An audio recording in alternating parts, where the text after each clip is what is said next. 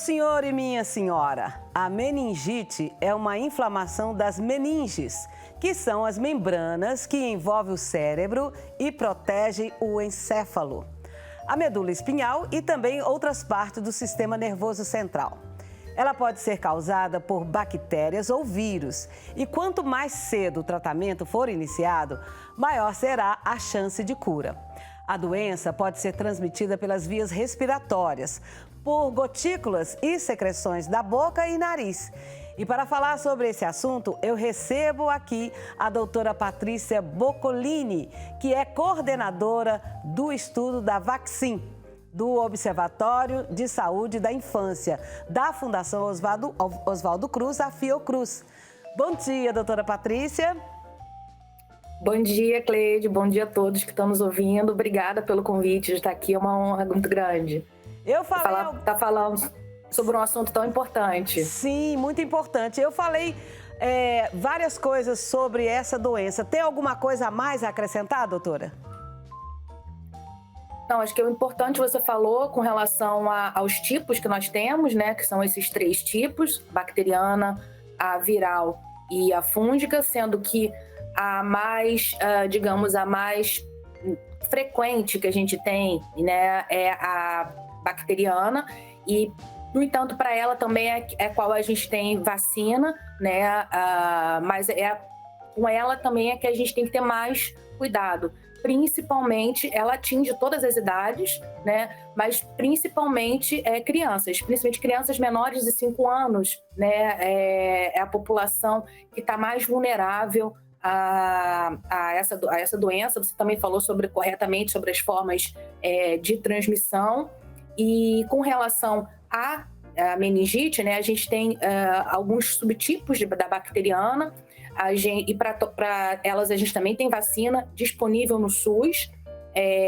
Para meningite C, a gente tem 2 doses de vacinas que são dadas nos bebês, né, com 3, 5 meses e depois um reforço com 12 meses. E a gente também tem outras também nesse primeiro ano que protegem contra a meningite B e outros tipos. E os adolescentes agora também é uma vacina que está recente no calendário do SUS, que é a CWY, que também protege contra outros tipos de meningite. Doutora, a gente falou aí desses 3 tipos e ainda tem os subtipos. Eu sou ignorante nesse assunto, mas é só uma característica da meningite ou de outras doenças também tem esses 3 tipos? Dependendo da doença, algumas vão ter subtipos ou não. A meningite, ela é mais específica, né? Você tem esses 3 agentes. A fúngica, por exemplo, é mais difícil, né? Porém, ela existe. Geralmente, ela é transmitida por um tipo de, vou chamar assim, um tipo de verme, que ele é pego por quando a gente não cozinha direito alguns alimentos vindos do mar. Então, ele é mais restrito. A viral, ela não é tão... A gente não tem um medicamento para ela, né? A gente não tem um tratamento para ela, mas também ela não é tão, digamos assim, perigosa, né? Ela não é tão grave quanto a meningite bacteriana. E dentro do campo da bacteriana, né, a gente tem esses vários subtipos em que a gente tem que ficar muito atento com isso que você falou. A gente tem alguns sinais e sintomas que são comuns: dor de cabeça, enjoo, rigidez na nuca. São sintomas que são semelhantes aos vários subtipos da bacteriana e que a gente tem que ficar muito atento para ir logo ao médico caso a criança ou mesmo o adulto apresente esses sintomas. Doutora, há alguns anos eu via muitas propagandas de conscientização. Hoje quase a gente não vê nada sobre meningite. Isso atrapalha o fortalecimento dessa cobertura vacinal? Atrapalha muito, sim, Cleide. Realmente é uma observação importante que você fez, porque muitas vezes, se a gente não vê esse tema sendo recorrentemente, né, falado na mídia, em programas como o seu, às vezes dá uma impressão falsa de que essa doença ela não existe mais, que os pais não precisam se preocupar, não precisam vacinar seus filhos, não precisam ficar atentos a esses sinais e sintomas, né? Então, assim, é importante ter essa comunicação com o público, uma comunicação também vinda do governo e que ela precisa ser constante, né? Ela não pode ser só em momentos de campanha vacinal ou em épocas de surto, por exemplo, como o surto que está tendo na cidade de São Paulo. Então, ela não pode ser só nesses momentos. É uma campanha de conscientização que precisa ser constante e não só para meningite, né? Para todas aquelas doenças que são imunopreveníveis, exatamente para que os pais levem seus filhos para vacinar e a gente não veja o que está acontecendo agora. A gente está vendo uma baixa cobertura vacinal para meningite, inclusive, e muito por causa disso, né? Em 2021, a gente teve a meta vacinar pelo menos 95% da população-alvo, né, de crianças menores de 5 anos, e a gente não chegou, ficou entre 70% e 75%, e isso vem se repetindo desde 2016, então é um histórico anterior à pandemia, e isso propicia situações como essa, por exemplo, que está acontecendo em São Paulo, esse surto de meningite. Então, além de conscientização com relação à vacinação, dentro dessa campanha, né, dentro dessa campanha de comunicação, digamos assim, é preciso conscientizar sobre o que é meningite, como você falou no início, no início aqui da chamada, o que é a doença, os tipos, quais são os sinais e sintomas, qual é a prevenção, o que acontece se você não vacina seu filho e se não procura um médico com urgência, o que pode acontecer, as consequências disso. Então é importante isso estar sendo falado constantemente para a população, para deixar a população consciente do que se passa, né? Doutora, então, por favor, fale aí quais são as consequências de não se vacinar. O que essa doença pode causar? A meningite, em específico, ela tem uma letalidade muito grande, né? E ela também, ela desenvolve muito rápido. Por exemplo, assim, entre os sinais e sintomas, hospitalização e via óbito, se você não tiver os cuidados rapidamente, a criança ou a pessoa, ela pode vir a óbito. Inclusive, a gente teve um óbito em São Paulo, né, esse ano já, por meningite, e fora algumas sequelas que as crianças também podem ter por causa disso. Então, por isso que é importante os pais estarem atentos a esses sinais e sintomas. A gente tem uma vacina. A vacina ela é distribuída de forma gratuita pelo SUS o ano inteiro, lembrando que não é só em momento de campanha. Então a gente tem um ano inteiro a vacina disponível no SUS. Então os pais que por acaso estejam com calendário vacinal atrasado, procurem os postos e atualizem a caderneta vacinal das suas crianças, para que ele não venha adoecer e possa realmente ter sequelas ou vir a óbito por causa dessa doença. E quais são essas sequelas, doutora? São várias. Bom frisar aqui, a gente tem casos de crianças que têm e não têm sequelas, né? Então acontece. Só que muitos casos têm. Então, a gente pode ter alguns danos neurológicos para as crianças, alguns problemas motores, e problemas neurológicos também são muito comuns de serem ocasionados caso isso aconteça. Os neurológicos são os mais comuns. Doutora, eu me lembro que quando tinha essas campanhas de vacinação, até tinha ilustração para isso. Pedia para a gente fazer movimento com o pescoço.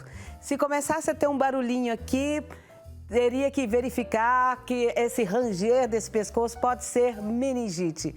Eu me lembro disso. Isso era muito ilustrativo. Isso ajudava muito também no diagnóstico, não era? Essa coisa caseira. Sim, porque um dos sintomas é essa rigidez na nuca, né? Muitas vezes a pessoa não consegue, mas isso acontece quando ela já está num grau um pouco mais avançado, né? Então, quando ela já não consegue colocar o queixo aqui no colo, já está num grau mais avançado. Porém, isso obviamente não impede que ela corra e procure um médico, procure atendimento para tratamento.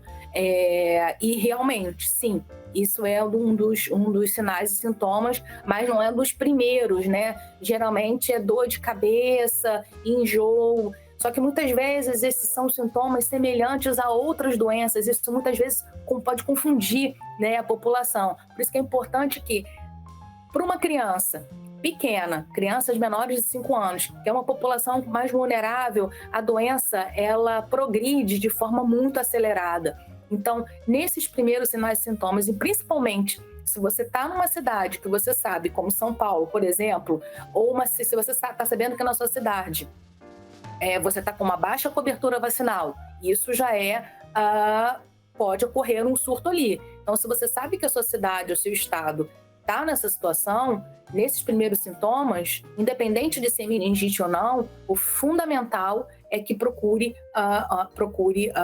atendimento médico. Sempre febre, náuseas, isso em crianças, isso desenvolve muito rápido, né? Então é importante, independente do que for, procurar um médico. E lembrando que em 2021, a cada 4 crianças que deveria estar tomando a vacina contra a meningite C, que é a mais comum, a mais frequente, uma não tomou. Então, assim, vários estados não atingiram a cobertura vacinal e a meta nacional também não foi atingida.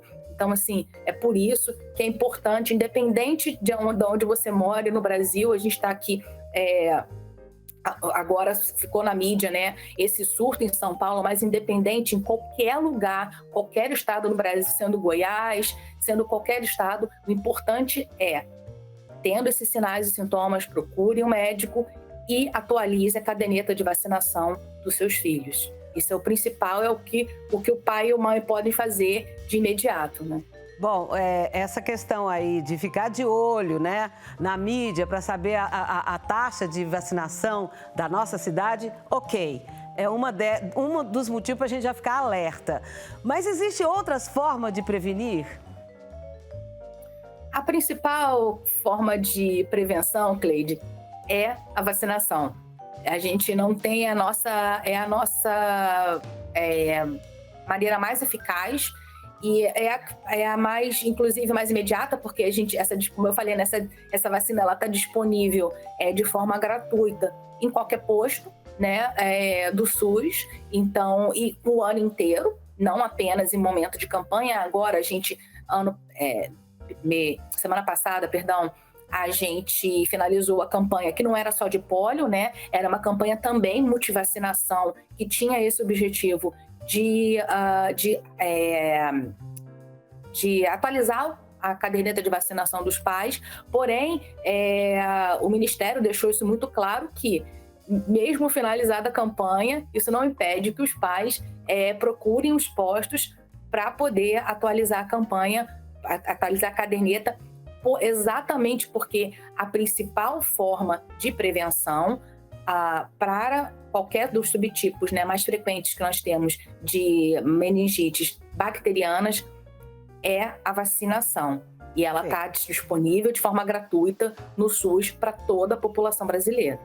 Doutora, agora cá entre nós duas aqui, entrou na moda essa filosofia de não vacinar. E isso não é só aqui no Brasil, não. Tem outros lugares no mundo aí que está rolando isso. Da onde a senhora desconfia que veio isso?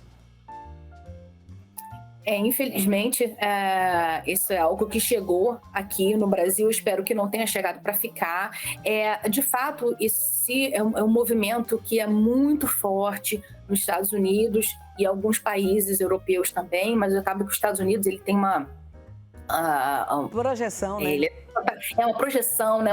Um protagonismo nisso, né? Isso já era visível antes da pandemia do Covid, né? Antes da questão da vacinação, tanto que, independente da quantidade de vacinas que foi disponibilizado para aquele país, a cobertura vacinal deles está abaixo, inclusive, da nossa, dando exemplo da Covid, né? Aí, obviamente, a gente vai ter lá as diferenças nos estados, né? Alguns estados com coberturas mais altas do que outros.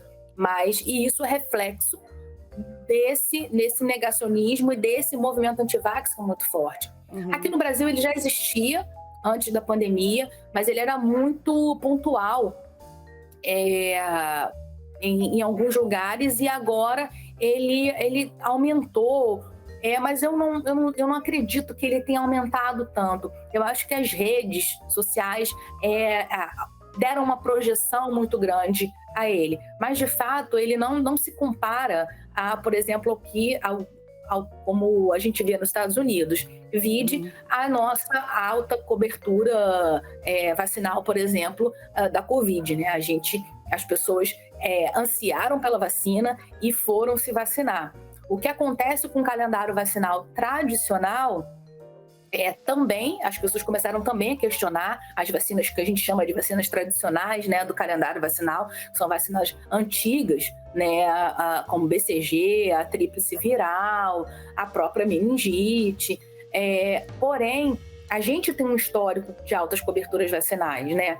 De alguns anos para cá, que esse movimento começou a ter algum impacto, mas eu não acredito, os especialistas, a gente não acredita que seja apenas isso, né? A gente acredita, como a gente já discutiu aqui, em toda essa questão de comunicação com a população, essa sensação de que a doença não existe mais, as pessoas não veem mais pessoas por exemplo, com sequelas de poliomielite. Mas para quem viveu antigamente e via como essa é uma doença grave e que ela pode realmente voltar. Então isso não está muito no imaginário dos pais, tem essa sensação falsa de que esse vírus não vai circular mais, isso não vai nos atingir mais, mas isso existe sim. Então não é só um negacionismo ou um movimento anti-vax, né? A gente tem aqui outros componentes que estão fazendo com que os pais não levem os filhos para vacinar. O próprio horário do posto, é muito reduzido, né? Muitas vezes os pais e mães que trabalham não conseguem levar num dia de semana normal. O posto muitas vezes fecha às 4 horas, os pais trabalham. Então a gente tem essas questões, né? Então são vários fatores influenciando nessa queda da cobertura sistemática que a gente está vendo.